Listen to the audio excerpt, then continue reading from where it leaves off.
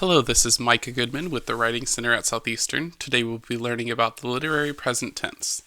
Writers use the literary present tense when writing about literature, what happens in literature, and what authors write in fiction and non-fiction literature. Why should writers use the literary present tense? Because literature continues to speak and testify in the present moment. Let's look at an example for each of these three instances when writers should use the literary present tense.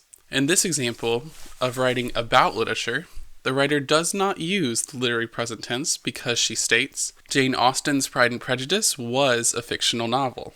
To correct this, she ought to say, Jane Austen's Pride and Prejudice is a fictional novel.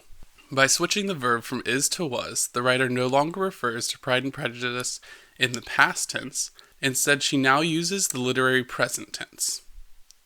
In this example of writing about what happens in literature, the writer incorrectly refers to the events in The Lord of the Rings in the past tense because he states, in The Lord of the Rings, Frodo Baggins took the One Ring to Mordor.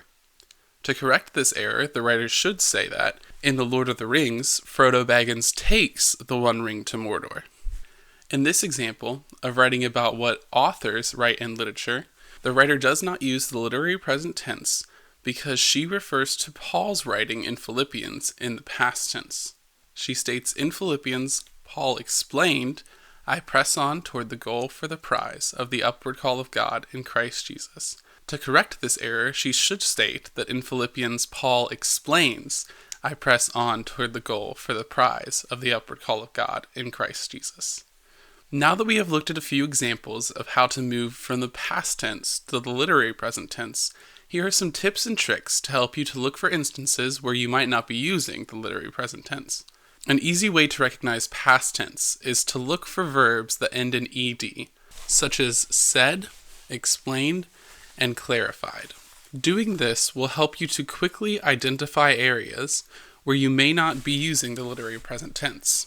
Another helpful trick is to reread your paper looking for sentences where you introduce either quotations or ideas from secondary and primary texts. These locations are where most literary present tense errors occur. For further study on the literary present tense, refer to Turabian, A Manual for Writers, section 25.2, Hackers and Summers, Rules for Writers, section 27F, and Strunk and White, Elements of Style, Rule 17. For further help with research writing, see the Writing Center's page on CampusNet.